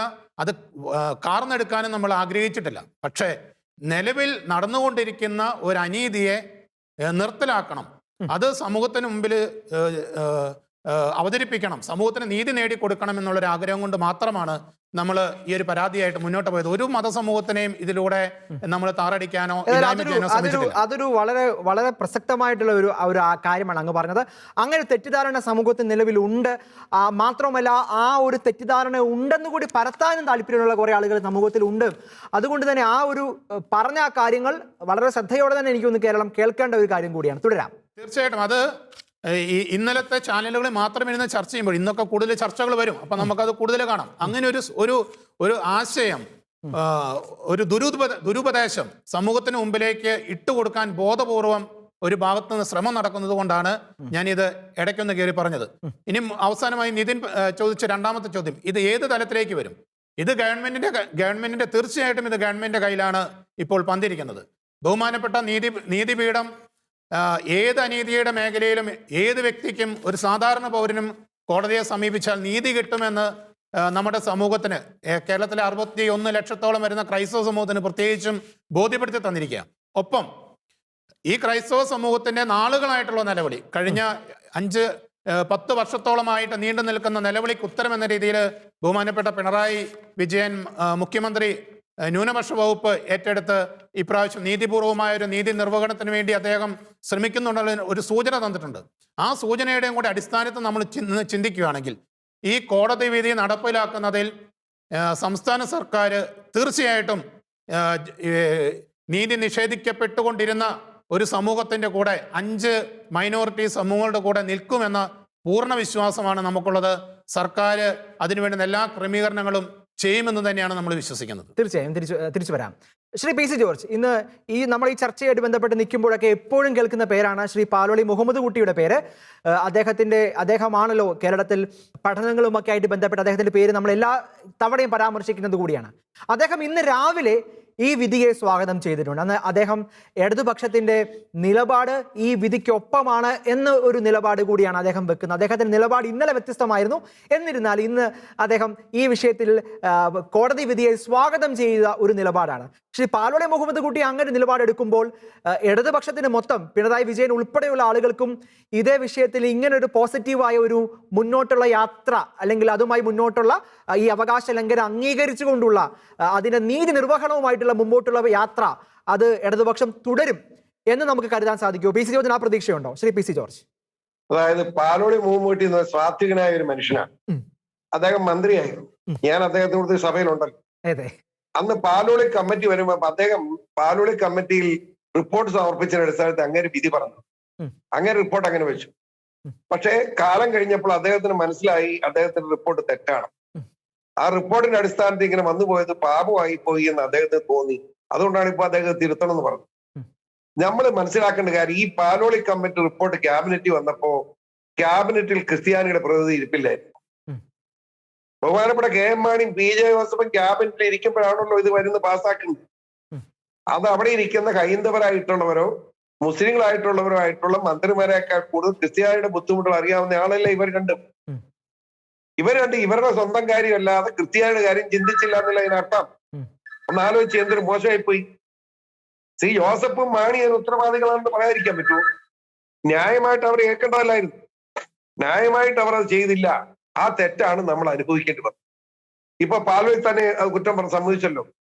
ഞാൻ വളരെ സന്തോഷമുണ്ട്. ഞാനിത് കോടതി നിങ്ങൾക്കറിയാമോ, ഇത് ബഹുമാനപ്പെട്ട നിയമസഭയുടെ മുമ്പിൽ ഞാൻ ശക്തമായിട്ട് ഉന്നയിച്ചപ്പോ അതിന്റെ ഓർമ്മ ശരിയാണെങ്കിൽ 2008 2006 ആണ് ഞാൻ ഉന്നയിക്കുന്നത്. മുഴുവൻ പേരും ഞാൻ പറഞ്ഞ അഭിപ്രായം ശരിയാണെന്ന് നമ്മുടെ സഭയിൽ സ്വകാര്യമായിട്ട് എന്നോട് സമ്മതിച്ചു. പക്ഷെ പിണറായി വിജയൻ ഒരു മാന്യത എന്ന് കാണിച്ചു. മുഖ്യമന്ത്രിയെ സത്യം പറഞ്ഞല്ലോ, അദ്ദേഹം ഇത് കേട്ടത് ഞാൻ ചോദിച്ചു ഇതിന് ന്യായം എന്താണ്. അദ്ദേഹം പറഞ്ഞു ഇത് പഠിക്കേണ്ട പ്രശ്നമാണ്, ചർച്ച ചെയ്യേണ്ട കാര്യമാണ് മുഖ്യമന്ത്രി. രണ്ടാമത് എന്റെ ചോദ്യമായിരുന്നു ഇതിന് പരിഹാരം എന്ത്. അപ്പോൾ അദ്ദേഹം പറഞ്ഞത് ഒരു കമ്മീഷനെ വെക്കുന്നു. ആ കമ്മീഷൻ വെച്ചിട്ട് ഇത്ര കൊല്ലമായിട്ട് ഈ കമ്മീഷൻ എന്ത് ചെയ്യും എനിക്കറിയില്ല. വളരെ ശ്രമകരമായ പഠനമാണ് കമ്മീഷൻ നടത്താൻ തുടങ്ങിയിട്ടുള്ളത്. ഞാൻ ഒരു 3 മാസം കൊണ്ട് ഞാൻ പഠിച്ച റിപ്പോർട്ട് കൊടുക്കാമല്ലോ. ശരിയാണ്. ഈ കമ്മീഷൻ ചുമ്മാ കമ്മീഷൻ പറ്റിയാൽ മതിയോ? ഒരു ഉത്തരവാദിത്വം കാണിക്കണ്ടേ? ഈ സമൂഹത്തോട് നീതി ചെയ്യേണ്ടത്. അതുകൊണ്ട് എന്നോട് തെറ്റിദ്ധരിക്കഴിഞ്ഞാൽ എനിക്കിപ്പോ ഞാൻ പറഞ്ഞു കോശി കമ്മീഷൻ, കോശി എന്റെ ബന്ധുവാന്ന് ഞാൻ പറഞ്ഞു. പക്ഷെ അദ്ദേഹം ചെയ്യുന്ന തെറ്റാന്ന് പറയുന്നതിനെയാണ് എനിക്ക് വലിയ മനപ്രയാസമുണ്ട്. ഇത്ര നാട്ടും ആ റിപ്പോർട്ട് പൊതുസമൂഹത്തിന് വെക്കാത്തതില്, അഥവാ അല്ലെങ്കിൽ അദ്ദേഹം റിപ്പോർട്ട് കൊടുത്തിട്ട് ഗവൺമെന്റ് ആ റിപ്പോർട്ട് അംഗീകരിക്കാത്തതാണെന്നും എനിക്കറിയില്ല. ഞാൻ പറഞ്ഞതിന് അറിയേണ്ട വിവരം ഏതായാലും ഇപ്പൊ ഹൈക്കോടതി വിധി വന്നല്ലോ. ഹൈക്കോടതി വിധി വന്ന സാഹചര്യത്തിൽ ഗവൺമെന്റ് ഇപ്പൊ നീതി ചെയ്യാൻ അവസരം കിട്ടിയിരിക്കുക. മുഖ്യമന്ത്രിക്ക് അറിയാം നീതി ചെയ്യാൻ നടന്നതെന്ന്. ആ നീതി ചെയ്യാൻ അദ്ദേഹം തയ്യാറാണ്. പിന്നെ ഈ റിപ്പോർട്ട് വേറെ മനസ്സിലാക്കണം, നമ്മുടെ കേരളത്തിലുള്ള പ്രത്യേകത മുസ്ലിം സമൂഹത്തിന് എന്ത് കിട്ടുന്നതിന് നമ്മളാരും എതിരല്ല. ഏതെങ്കിലും ഒരു സമുദായത്തെ എതിർക്കാനും ഞാനില്ല. അങ്ങനെ ഒരു തെറ്റിദ്ധാരണ എന്റെ പേര് പടർന്നിട്ടുണ്ട്. ആ തെറ്റിദ്ധാരണ മാറ്റണം. പക്ഷെ ചില സത്യങ്ങൾ പറയേണ്ടി വരും. ഇവിടെ നമുക്കറിയാം 20 വർഷമായിട്ട് ചില വകുപ്പുകൾ ചില സമുദായങ്ങളിൽ തന്നെ ഇരിക്കുക. മന്ത്രിസ്ഥാനം വകുപ്പ്, ചില വകുപ്പുകൾ ഇതൊക്കെ മാറണ്ടേ? അങ്ങോട്ടും ഇങ്ങോട്ടും മാറ്റിവിടണ്ടേ? അതാണ് ഞാൻ പറഞ്ഞത്. ഇതിപ്പോ മാറ്റിയാൽ ഉണ്ടാകുന്ന പ്രതിഷേധങ്ങളെ ഭയന്നിട്ടായിരിക്കും അല്ലെ പി സി ജോർജ്? അത് ഞാൻ പറഞ്ഞ മനസ്സിലായില്ലേ, വളരെ നിർബന്ധമായി ഇത് ചെയ്യണം. എന്താണെന്ന് വെച്ചാൽ വനം ഒരാളെ തന്നെ ഇരിക്കുക. ഇപ്പൊ ഒന്ന് മാറിയിട്ടുണ്ട്. വനം മാത്രം ആകെ വകുപ്പ് ഒരു മന്ത്രി എന്ന് മാറിയത് ശശീന്ദ്രനിൽ വന്നു. അത് CPIയുടെ കയ്യിലിരുന്ന ഇപ്പൊ ഒന്ന് ശശീന്ദ്രനിലായി. വിദ്യാഭ്യാസം ഇങ്ങനെ ചില ആളുടെ കയ്യിൽ ഇരിക്കുക. പഞ്ചായത്ത് ചില ആളുടെ കയ്യില. ഇത് മുന്നണി രാഷ്ട്രീയത്തിൽ CPM CPI ഇങ്ങനെ വയ്ക്കും. ഇപ്പഴാകുമ്പം കോൺഗ്രസ്, അതിന്റെ അടുത്ത ലീഗ് ഇങ്ങനെ വരിക. അതിനൊക്കെ അതീതമായിട്ട് വകുപ്പുകൾ മാറ്റം വരുത്തുമ്പോ വകുപ്പുകളിൽ മന്ത്രിമാരെ നിശ്ചയിക്കുമ്പോൾ അതിനും ഒരു പ്രത്യേകത വേണം. ഒരു വകുപ്പ് സ്ഥിരമായിട്ട് ഒരു സമുദായത്തിന് ഇരിക്കാൻ പാടില്ല. ആ മനുഷ്യൻ ഒരു തെറ്റും ചെയ്യുന്നില്ല മന്ത്രി എന്നില്ല. പക്ഷെ സ്വാഭാവികമായി നിഷ്പക്ഷമായ ജനങ്ങളുടെ സംശയം. തീർച്ചയായും ആ സംശയം അവിടെ ദൂരീകരിക്കേണ്ടത് തന്നെയാണ്. വളരെ പ്രസക്തമായ ഒരു ആശയമാണ്. അത്ര പറയുന്നുള്ളേ. തിരിച്ചു വരാം. പ്രൊഫസർ ലോപ്പസ് മാത്യു, ഈ ഒരു ഘട്ടത്തിൽ എനിക്ക് തോന്നുന്നു ഏറ്റവും കൂടുതൽ ചർച്ച ചെയ്യാൻ പോകുന്ന ഒരു വിഷയം Shri J B Kaushik committee report കൂടിയാണ്. ആ റിപ്പോർട്ട് അതിന്റെ അണിയറയിലാണ് അതിന്റെ പ്രവർത്തനങ്ങൾ, പഠനങ്ങൾ എന്ന് മനസ്സിലാക്കുന്നുണ്ട്. ശരിക്കും ആ ഒരു റിപ്പോർട്ട് മുമ്പിലേക്ക് വരുന്നു. ഈ ന്യൂനപക്ഷ ക്ഷേമ വകുപ്പിന്റെ നേരിലുള്ള അനീതികളൊക്കെ മനസ്സിലാക്കിക്കൊണ്ട് തന്നെ ആയിരിക്കാം മുഖ്യമന്ത്രി ആ വകുപ്പ് ഏറ്റെടുക്കുന്നു. ഈ കോടതിയുടെ വിധി വരുന്നു. ഇതെല്ലാം ചേർത്ത് വായിക്കുമ്പോൾ കേരളത്തിലെ ക്രൈസ്തവ സമൂഹവും വർഷങ്ങളായി നേരിട്ടിരുന്ന ഒരു നീതി നിഷേധത്തിനുള്ള ഒരു ഉത്തരം അത് ഈ സർക്കാരിൽ നിന്ന് പ്രതീക്ഷിക്കാൻ പറ്റുമോ കേരളത്തിലെ സമൂഹത്തിന്? തീർച്ചയായിട്ടും ഞാൻ പറഞ്ഞില്ല, എല്ലാം കൊണ്ടും പ്രത്യാശയുടെ നാളുകളാണ്. അതിപ്പം യാദൃശ്യമായിട്ടാണെങ്കിലും 2-3 കാര്യങ്ങൾ അവതാരം സൂചിപ്പിച്ചു ഒന്നിച്ചു വന്നിരിക്കുന്നു. 1 മുഖ്യമന്ത്രി വകുപ്പ് എടുത്തിരിക്കുന്നു, 2 കോടതി വിധി വന്നിരിക്കുന്നു, 3 ഓൾറെഡി ഈ ഇടതുപക്ഷ ഗവൺമെന്റ് തന്നെ justice J B Kaushik commission വെച്ചിരിക്കുന്നു. കമ്മീഷൻ റിപ്പോർട്ടിൽ പറഞ്ഞാൽ ഏതെങ്കിലും താമസിക്കാൻ കിട്ടണം, ഒത്തിരി താമസിക്കാൻ പാടില്ല. പക്ഷെ ഇതിനകത്ത് ഒരു കാര്യം ഞാൻ പറയാൻ ആഗ്രഹിക്കുന്നത്, ഈ പാലോളി കമ്മിറ്റി എന്ന് പറഞ്ഞാൽ സച്ചാർ കമ്മിറ്റി റിപ്പോർട്ട്, ആ റിപ്പോർട്ട് പഠിച്ച് മുസ്ലിം സമുദായത്തിന്റെ കാര്യം എങ്ങനെ കേരളത്തിൽ നടപ്പിലാക്കാം. അപ്പൊ വാസ്തവത്തിൽ അവിടെ ഒരു വിശാല അർത്ഥം വേണമായിരുന്നു. ന്യൂനപക്ഷ ക്ഷേമമാണ് എടുക്കേണ്ടത്. പക്ഷെ സച്ചാർ കമ്മിറ്റി റിപ്പോർട്ട് എന്ന് പറയുന്നത് മുസ്ലിംസിന്റെ കാര്യം മാത്രമാണ്. അപ്പൊ അതുകൊണ്ട് ആ റിപ്പോർട്ടിന്റെ അകത്ത് പാലോട് പഠിക്കാൻ പറഞ്ഞു, പാലോട് റിപ്പോർട്ട് കൊടുത്തു. അപ്പൊ മുസ്ലിംസിന്റെ മാത്രമായി പോയി. അവിടെയാണ് ഇവിടെ ഒരു വ്യതിയാനം അല്ലെങ്കിൽ ഒരു മോഡസ് ഓപ്പറാണ്ടിൽ വന്നൊരു വ്യത്യാസം. ഇപ്പൊ ഏതായാലും ഗവൺമെന്റ് നേർരേഖ വന്നിരിക്കുന്നു, അടുത്ത കമ്മ്യൂണിറ്റിയുടെ കാര്യം പഠിക്കാൻ വെച്ചിരിക്കുന്നു ക്രിസ്ത്യൻ സമുദായത്തിന്. അപ്പൊ ഇന്ന സമുദായം എന്നുള്ളതല്ല, നമ്മുടെ കേരളത്തിലെ പ്രധാനമായിട്ടും മുസ്ലിംസ്, ക്രിസ്ത്യൻസ്, പിന്നെ ഒരു 0.73% ബാക്കി 4 കൂട്ടർ കൂടെ ഉണ്ട്. അവർക്കുള്ള അത്രയാണോ അത്രയും അതൊരു നീതി വിതരണം ഉണ്ടാവണം. അത് ഞാൻ ഇവിടെ മറ്റും പറഞ്ഞതുപോലെ, ഇവിടെ പറഞ്ഞതുപോലെ പല മന്ത്രിമാര് അല്ല പല മുന്നണികള് അവിടെ എല്ലാം 100% നീതിയായില്ല എന്നുള്ളൊരു ഏറ്റവും വലിയ തെളിവാണ് വന്നിരിക്കുന്നത്. അപ്പൊ തീർച്ചയായിട്ടും ആ നീതി ഉണ്ടാകണം. അത് നമ്മുടെ സമൂഹത്തിലെ പ്രത്യേകിച്ച് ഇപ്പൊ ക്രിസ്ത്യൻ എന്ന് പറയുമ്പോൾ അവിടെ പിന്നോക്ക വിഭാഗമുണ്ട്, ലാറ്റിൻ കാത്തലിക് ഉണ്ട്. പക്ഷെ അതിലെ പിന്നോക്കം മാത്രമല്ല, എല്ലാ വിഭാഗത്തിലും ന്യൂനപക്ഷം എന്ന് പറയുമ്പോൾ അത് വേറെ സൃഷ്ടി അല്ല, വേറെ രീതിയിലുള്ള ആശയമാണ്. പിന്നോക്കാവസ്ഥ എന്നുള്ളത് നമ്മുടെ ജാതി സംവരണം വേറെ. അതെ, അപ്പൊ ഞാൻ പറഞ്ഞു ജാതി സംവരണവും സാമ്പത്തിക സംവരണവും ന്യൂനപക്ഷ ക്ഷേമവും ഇത് മൂന്ന് കാര്യങ്ങളാണ്, മൂന്ന് ആശയങ്ങളാണ്. 3 വ്യത്യസ്തമായിട്ട് പഠിച്ച് നിയമത്തിന്റെ അടിസ്ഥാനം നടപ്പാക്കേണ്ട കാര്യങ്ങളാണ്. അത് കൃത്യമായിട്ട് ചെയ്തു കഴിയുമ്പോൾ എല്ലാവരുടെയും സംശയം മാറും. ആർക്കും ആരോടും ഇവിടെ ഇതിനകത്ത് മതപരമായ യാതൊരു തീരുമാനം ആവശ്യമില്ല. ഓരോരുത്തർക്കും അർഹതപ്പെട്ടത് കിട്ടേണ്ട സമയത്ത് കിട്ടുക എന്നുള്ളതാണ് ഏറ്റവും പ്രധാനപ്പെട്ടത്. തീർച്ചയായും അഡ്വക്കേറ്റ് പി സെബാസ്റ്റ്യൻ, ഈ പറഞ്ഞ ചോദ്യത്തിൽ തുടർച്ചയാണ് അങ്ങിലേക്ക് വരുന്നത്. ഈ 3 കാര്യങ്ങൾ മുമ്പിലേക്ക് വരുന്നുണ്ട്. ഈ ജസ്റ്റിസ് ജെ ബി കൗശിക് കമ്മിറ്റിയുടെ ആ ഒരു കാര്യത്തിൽ ശരിക്കും അതിന്റെ ഏറ്റവും പുതിയ അപ്ഡേറ്റ് എന്താണ്? അതുമായി ബന്ധപ്പെട്ടുള്ള പഠന പ്രവർത്തനങ്ങൾ, അതിന്റെ പഠന രീതികൾ, അത് എവിടം വരെ എത്തിയിട്ടുണ്ട്? അതെല്ലാം കൂടെ ചേർത്ത് വായിക്കുമ്പോൾ, ഈ വിധികളെല്ലാം കൂടെ ചേർത്ത് വായിക്കുമ്പോൾ പ്രതീക്ഷയ്ക്കുള്ള വക തന്നെയല്ലേ അത്? എങ്ങനെയാണ് അതിനെ നോക്കി കാണുന്നത്? നിതിൻ, ജെ ബി കൗശിക് കമ്മീഷനെ സംബന്ധിച്ചുള്ള ക്ലാരിഫിക്കേഷൻ അത്യാവശ്യമാണെന്ന് ഞാൻ കരുതുകയാണ്. കഴിഞ്ഞ പിണറായി സർക്കാരിന്റെ അവസാന നാളുകളില് ന്യൂനക്ഷേമ വകുപ്പുമായിട്ടുള്ള വിഷയങ്ങൾ വളരെ സജീവമായ കാലഘട്ടത്തിൽ തന്നെ മുഖ്യമന്ത്രി ആ വകുപ്പിൽ കയറി ഇടപെടാൻ നടത്തി എന്നുള്ളതിന്റെ സൂചനയാണ് J B Kaushik commission. 2020 November മാസമാണ് ജെ ബി കൗശിക് കമ്മീഷൻ എന്ന് പറഞ്ഞ കമ്മീഷനെ ക്രൈസ്തവരുടെ ക്ഷേമ പദ്ധതികൾ നിർണ്ണയിക്കുവാനും വിദ്യാഭ്യാസ, കാർഷിക, സാമ്പത്തിക മേഖലയെക്കുറിച്ച് പഠിക്കാനും വേണ്ടി മുഖ്യമന്ത്രിയുടെ വകുപ്പ്, ശ്രദ്ധിക്കുക, ന്യൂനപക്ഷ ക്ഷേമ വകുപ്പല്ല, ആഭ്യന്തര വകുപ്പ് നിയമിച്ചത്. ആ കമ്മീഷന്റെ ടേംസ് ഓഫ് റെഫറൻസ് കൊടുത്തത് 2021 ഫെബ്രുവരി മാസമാണ്. അതിന്റെ വിശദാംശങ്ങളെല്ലാം ഓർഡറായിട്ട് ഇറങ്ങിയിട്ടുണ്ട്. ഏപ്രിൽ മാസം കമ്മീഷൻ തെരഞ്ഞെടുപ്പ് ആയതുകൊണ്ട്, ആ സമയം ആയതുകൊണ്ട് വലിയ ആക്ടിവിറ്റീസ് ഉണ്ടായില്ല. അതേസമയം തുടർന്ന് മെയ് മാസത്തിൽ കമ്മീഷൻ ആളുകളുടെ ഇടയിൽ നിന്ന്, ജനങ്ങളുടെ ഇടയിൽ നിന്ന് അഭിപ്രായങ്ങൾ സ്വരൂപിച്ചുകൊണ്ടിരിക്കുന്ന സമയമാണിത്. ഇപ്പോൾ തന്നെ നിർദ്ദേശങ്ങൾ സ്വീകരിച്ചുകൊണ്ടിരിക്കുന്നു. അടുത്ത മാസത്തോടുകൂടി ജില്ലാതലത്തിലുള്ള കോവിഡ് നിയന്ത്രണങ്ങൾ മാറുന്നതനുസരിച്ച് ജില്ലാതലത്തിലുള്ള സിറ്റിംഗ് ഉണ്ടാകുകയും ചെയ്യും. ജെ ബി കൗശിക് കമ്മീഷന്റെ പ്രവർത്തനങ്ങൾ ഇപ്പോൾ എത്തിയിരിക്കുന്ന ഈ അവസ്ഥ വരെയാണ്. നേരത്തെ ഇവിടെ സൂചിപ്പിച്ച 1-2 കാര്യത്തെക്കുറിച്ച് പരാമർശിക്കാതെ നിവൃത്തിയില്ല. ഒരു സമുദായത്തിനും എതിരല്ല പ്രിയപ്പെട്ട ജസ്റ്റിൻ നടത്തിയ ഈ പോരാട്ടം. ഒരു നിയമവ്യവസ്ഥയ്ക്ക്, ഒരു മന്ത്രിസഭയിലെ ഒരു വകുപ്പ് നടത്തിയ വൻ വീഴ്ചയ്ക്കുള്ള എതിരെയുള്ള പോരാട്ടമായിരുന്നു. ആ പോരാട്ടത്തില് പൊതുസമൂഹം മുഴുവൻ ഇത് യാഥാർത്ഥ്യം മനസ്സിലാക്കിയാണ്. ന്യൂനക്ഷേമ വകുപ്പ് മന്ത്രിയുടെ പ്രവർത്തനങ്ങൾ, കെടുകാര്യസ്ഥത, സ്വജന പക്ഷപാതം നമ്മളാരുമല്ല, ഹൈക്കോടതി തന്നെ മനസ്സിലാക്കിയ മന്ത്രിക്ക് രാജിവെച്ച് വരെ പോകേണ്ട സാഹചര്യം ഉണ്ടായില്ലേ സംസ്ഥാനത്ത്. ഇതെല്ലാം കാണിക്കുന്നത് നമ്മൾ ഉയർത്തിക്കാട്ടിയ കാര്യങ്ങൾ വസ്തുതയാണ്, സത്യാവസ്ഥയാണ് എന്നുള്ളതാണ്. അതിപ്പോ പൊതുസമൂഹത്തിനും ബോധ്യപ്പെട്ടിരിക്കുന്നു. മുസ്ലിം സമുദായം ഉൾപ്പെടെ എല്ലാ സമുദായ അംഗങ്ങളോടും ക്രൈസ്തവർക്ക് സ്നേഹവും ബഹുമാനവും ആദരവുമാണ് എക്കാലത്തും ഉണ്ടായത്. പക്ഷെ ഇതിന്റെ പേരിൽ ചില മുതലെടുപ്പുകൾ നടത്തുന്നത് ആ സമുദായത്തിലുള്ളവര് തന്നെ തിരിച്ചറിയുന്നുള്ളത് യാതൊരു സംശയവുമില്ല. ആദരവോടെയാണ് എല്ലാ സമുദായങ്ങളെയും ക്രൈസ്തവർ കാണുന്നത്, പ്രവർത്തിക്കുന്നത്, ഈ ദൈവത്തിന്റെ സ്വന്തം നാട്ടിൽ നമ്മൾ വർത്തിക്കുന്നതും.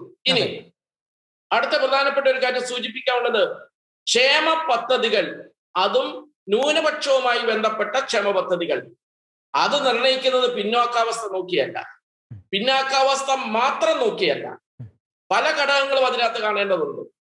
പിന്നോക്കാവസ്ഥ, OBC വിഭാഗങ്ങൾ, അതിനുവേണ്ടി പിന്നോക്ക വകുപ്പുകളും കമ്മീഷനുകളും വേറെ ഉണ്ട്. അത് വേറൊരു വിഷയം തന്നെയാണ്. മുന്നോക്കം എന്ന് പറയുന്നത് ക്രിസ്ത്യാനി മാത്രം ഉൾപ്പെടുന്നതല്ല. ഇവിടുത്തെ മുന്നോക്ക വികസന കോർപ്പറേഷൻ ഹൈന്ദവരുണ്ട്, നായന്മാരുണ്ട്, ബ്രാഹ്മണരുണ്ട്, അങ്ങനെ എത്രയോ 160ഓളം വിഭാഗങ്ങളുണ്ട് അതിനകത്ത്. അതെല്ലാം ക്രിസ്ത്യാനിയുമായിട്ട് മാത്രം ബന്ധപ്പെടുന്ന ക്രിസ്ത്യാനിയുടെ ചെറിയ വിഭാഗം മാത്രമേ അതിനകത്ത് വരുന്നുള്ളൂ. അതുകൊണ്ട് പിന്നോക്കാവസ്ഥ എന്ന് പറഞ്ഞൊരു ക്ലോസ് വെച്ചല്ല ന്യൂനപക്ഷ ക്ഷേമ പദ്ധതികൾ നടപ്പിലാക്കേണ്ടത്. മറിച്ച് ഭരണഘടനയിൽ നൽകുന്ന തുല്യനീതിയാണ് ഈ കാര്യത്തിൽ നടപ്പിലാക്കേണ്ടത്. എല്ലാ ന്യൂനപക്ഷ വിഭാഗങ്ങൾക്കും തുല്യനീതി വരുത്തണം. അതിനേക്കാൾ ഉപരിയായിട്ട് കേന്ദ്ര സർക്കാര് കേരളത്തിലെ ക്രൈസ്തവ സമൂഹമാണ് പ്രധാനപ്പെട്ടതായിട്ടുള്ള ഒരു ന്യൂനപക്ഷ വിഭാഗം, മുസ്ലിം സമുദായം കഴിഞ്ഞു കഴിഞ്ഞാൽ എന്നുള്ളത് ശരി തന്നെ. മറ്റ് സംസ്ഥാനങ്ങളില് സിഖ്, ജൈനർ, ബുദ്ധർ, പാഴ്സികള്, ഇവർക്കൊക്കെ നടത്തിക്കൊണ്ടിരിക്കുന്ന മറ്റ് സംസ്ഥാനങ്ങളിലെ ക്ഷേമ പദ്ധതികളും കേന്ദ്ര സർക്കാർ നേരിട്ട് നടത്തുന്ന ക്ഷേമ പദ്ധതികളും നമ്മൾ അറിയേണ്ടതാണ്.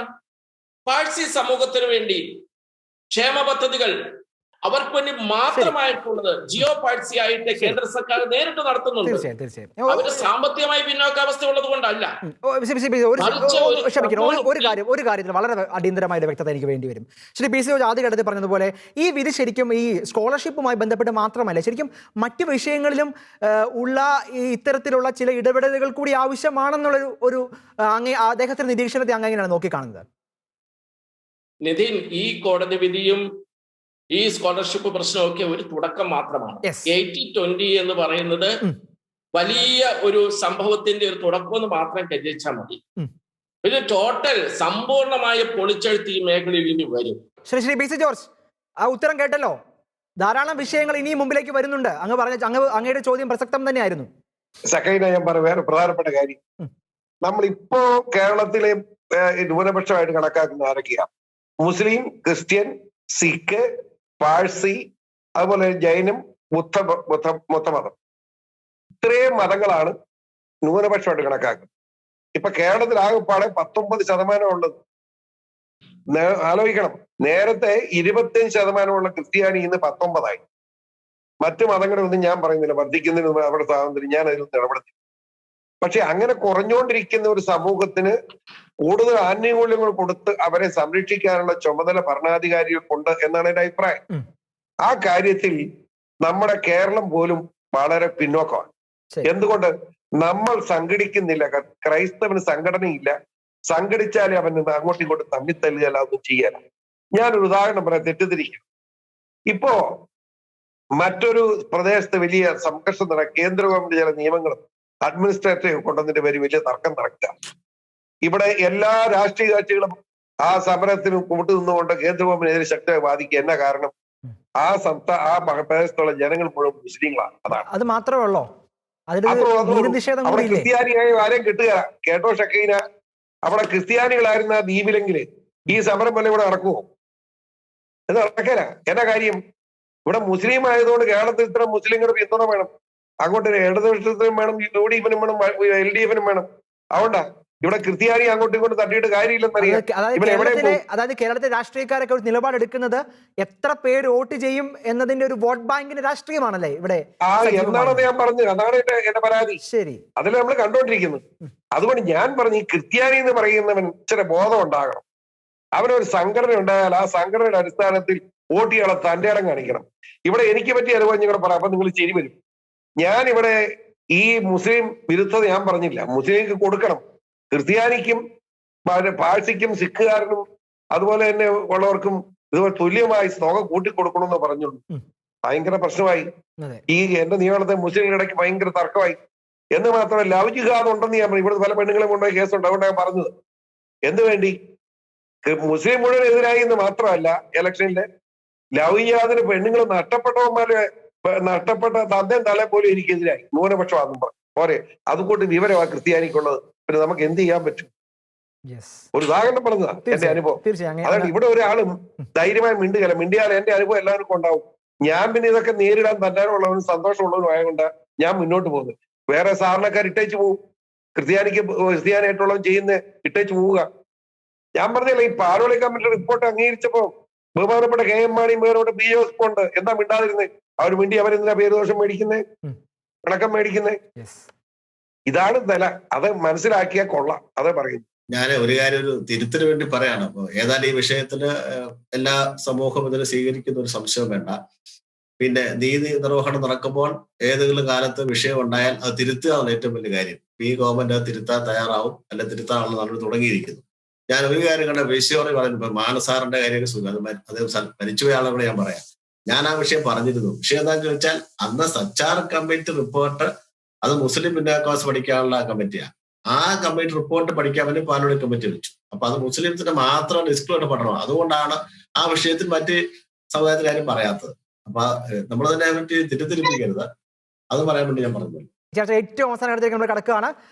അഡ്വക്കേറ്റ് ജസ്റ്റിൻ പള്ളിവാതിക്കൽ, ശരിക്കും ഈ ഒരു കോടതി വിധിയുടെ ഒരു മുമ്പിൽ നിന്ന് നമ്മൾ സംസാരിക്കുമ്പോൾ ഈ ഒരു വിധി പകർപ്പ് നമ്മുടെ കയ്യിലുള്ളപ്പോൾ ഇത് അങ്ങേക്ക് നൽകുന്ന ആത്മവിശ്വാസം വലുതാണ്. അങ്ങേക്ക് മാത്രമല്ല, കേരള ക്രൈസ്തവ സമൂഹത്തിന് മുഴുവൻ ഇതൊരു വലിയ ആത്മവിശ്വാസമാണ്. ശരിക്കും ഇത്തരത്തിലുള്ള അനേകം നീതി നിഷേധങ്ങൾ ഈ സമൂഹത്തിൽ നടക്കുമ്പോൾ ശരിക്കും ആശ്രയിക്കേണ്ട ഇടങ്ങളെ നമ്മുടെ സഭയും സമൂഹവും ക്രൈസ്തവ പ്രസ്ഥാനങ്ങളുമൊക്കെ ആശ്രയിക്കാതെ പോകുന്നതിൻ്റെയും അല്ലെങ്കിൽ ആശ്രയിക്കാൻ വൈകി പോകുന്നതിൻ്റെ കൂടി ദൃഷ്ടാന്തമല്ലേ ഈ കോടതി വിധി? എന്താണ് അങ്ങയുടെ നിരീക്ഷണം? അതിനെപ്പറ്റി പറഞ്ഞാൽ ഞാനും ബഹുമാനപ്പെട്ട അമൽ എന്ന് പറയപ്പെടുന്ന സഹോദരനും ഞങ്ങൾ രണ്ടും കൂടെ ഈ മാറ്ററുമായിട്ട് ഒത്തിരി പേരെ സമീപിച്ചു. എല്ലാവരും നിരാശപ്പെടുത്തി. പക്ഷേ ഞങ്ങൾ അവസാനമായിട്ട് ഒരാളെ സമീപിച്ചപ്പോൾ ഒരു ലേഡി, അദ്ദേഹം ഞങ്ങളോട് പറഞ്ഞു, നിങ്ങൾക്ക് ഇപ്പോൾ ഉള്ള ഈ സ്പാർക്ക് നിങ്ങൾ കെടാതെ നോക്ക്, വിജയിക്കാൻ സാധ്യതയുണ്ടെന്ന് പറഞ്ഞു. അവിടെ നിന്നാണ് ഞങ്ങൾ രണ്ടും വീണ്ടും ആ ഒരു സ്പാർക്കാണല്ലോ ഇവിടെ എത്തിച്ചത്. തീർച്ചയായിട്ടും.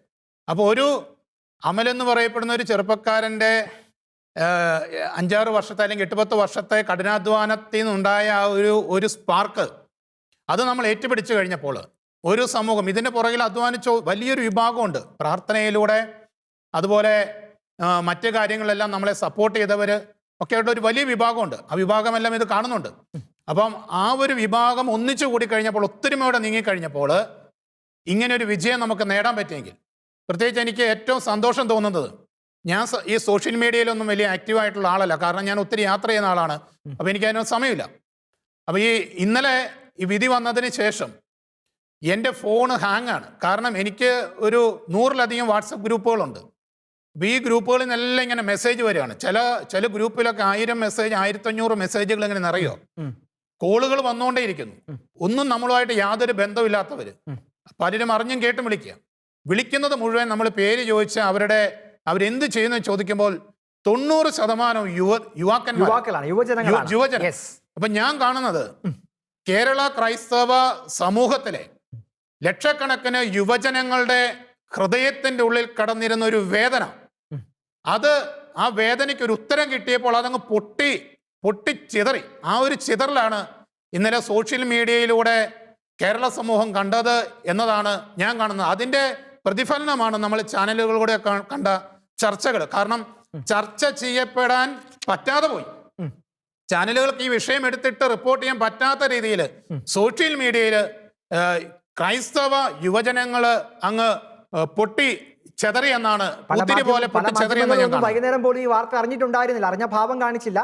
അവസാനം ഈ സോഷ്യൽ മീഡിയയിലെ ഈ പോസ്റ്റുകളുടെയൊക്കെ ബലം കണ്ടപ്പോഴാണ് ഈ വാർത്ത കൊടുത്തില്ലെങ്കിൽ നമ്മുടെ ഫേസ്ബുക്ക്, നമ്മുടെ ചാനൽ ഓഫീസിലേക്ക് വിളി വരും എന്നൊരു ചിന്തയിലായിരിക്കാം പലരും വൈകി ആ വാർത്ത റിപ്പോർട്ട് ചെയ്തത്. എനിക്കതുകൊണ്ട് ഏറ്റവും സന്തോഷം തോന്നുന്നത് അനേക യുവജനങ്ങൾക്ക് ഇതൊരു മോട്ടിവേഷനായി കൊടുക്കാൻ വേണ്ടി സാധിച്ചു. വി സുഭാഷ് സാറ് പറഞ്ഞതുപോലെ ഇതൊരു തുടക്കമാണ്. അനേക അനീതികളുണ്ട്. ഇപ്പൊ അത് ഏത് മേഖലയിൽ എടുത്താൽ പോലെ, ഇപ്പം KSMDFC ഫിനാൻഷ്യൽ കോർപ്പറേഷൻ എടുത്താൽ അതെ, മൈനോറിറ്റി കമ്മീഷൻ എടുത്താൽ അതെ, KMCDFC മെമ്പേഴ്സിൽ എടുത്താൽ അതെ, മറ്റ് ആനുകൂല്യങ്ങൾ കൊടുക്കുന്ന കാര്യത്തിലായിക്കോട്ടെ, ഏത് കാര്യത്തിലും നൂറുകണക്കിന് അനീതി ഇതേപോലെ നടക്കുന്നുണ്ട്. അത് ഗവൺമെന്റ് ശ്രദ്ധയിൽപ്പെട്ടിട്ടുണ്ടെന്ന് മുഖ്യമന്ത്രി വകുപ്പ് ഏറ്റെടുത്തതിലൂടെ തന്നെ ക്രൈസ്തവ സമൂഹത്തിന് ബോധ്യപ്പെട്ടിട്ടുണ്ട്. അതിന്റെ പൂർത്തീകരണത്തിലേക്ക്, ഫലപ്രാപ്തിയിലേക്ക് എത്തുന്നതിന് ഈ വിധി സഹായിക്കും എന്നുള്ളതാണ് പൂർണ്ണമായ വിശ്വാസം. അപ്പൊ ഇതിന്റെ ഒറ്റ വാക്കിൽ ഏറ്റവും അവസാനം നമ്മൾ പറയുമ്പോൾ ഇത് നൽകുന്ന സൂചന എന്താണ്? ഈ വിഷയങ്ങളിൽ ഇനിയും നിയമപരമായ പോരാട്ടം നടത്താൻ വേണ്ടി സഭയും സമൂഹവും ജനങ്ങളും മുന്നോട്ട് വരണം എന്ന ഒരു പാഠമാണ്. തീർച്ചയായിട്ടും അനേകർക്ക് ഇതൊരു പ്രചോദനമാണ്. അനേകര് ആഗ്രഹിക്കുന്നുണ്ട് പലതും ചെയ്യാൻ വേണ്ടി. പക്ഷേ പല രീതിയിലുള്ള ഒരു കോർഡിനേഷന്റെ പ്രശ്നമുണ്ട്. ആ കോർഡിനേഷൻ എല്ലാം സാധിച്ചുകൊണ്ട് അനേക കാര്യങ്ങളിൽ ഒന്നിച്ച് പോരാടാൻ ഇത് കേരളത്തിലെ ന്യൂനപക്ഷ സമുദായങ്ങൾക്ക് ശക്തി പകരുമെന്ന് തന്നെയാണ് ഞാൻ വിശ്വസിക്കുന്നത്. തീർച്ചയായും കേരളത്തിലെ ക്രൈസ്തവ സമൂഹം വർഷങ്ങളായി നേരിട്ടിരുന്ന അനീതിക്ക് ഉത്തരം കൊടുക്കുകയാണ് കേരള ഹൈക്കോടതി.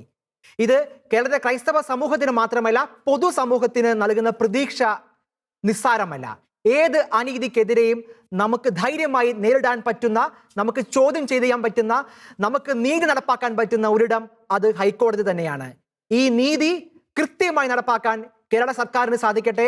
അതിനുള്ള ഇച്ഛാശക്തി മുഖ്യമന്ത്രി ശ്രീ പിണറായി വിജയന്റെ നേതൃത്വത്തിലുള്ള കേരള സർക്കാരിന് സാധിക്കട്ടെ. ഈ ചർച്ചയിൽ ഏറെ സജീവമായി പങ്കെടുക്കുകയും ആശയങ്ങളും നിർദ്ദേശങ്ങളും ഒക്കെ പങ്കുവെക്കുകയും ചെയ്ത ഏറ്റവും ബഹുമാനപ്പെട്ട Shri PC George, professor Lopez Mathew, chevalier advocate VC Sebastian, advocate Justin Pallivathukkal, 4 പേർക്കും നന്ദി.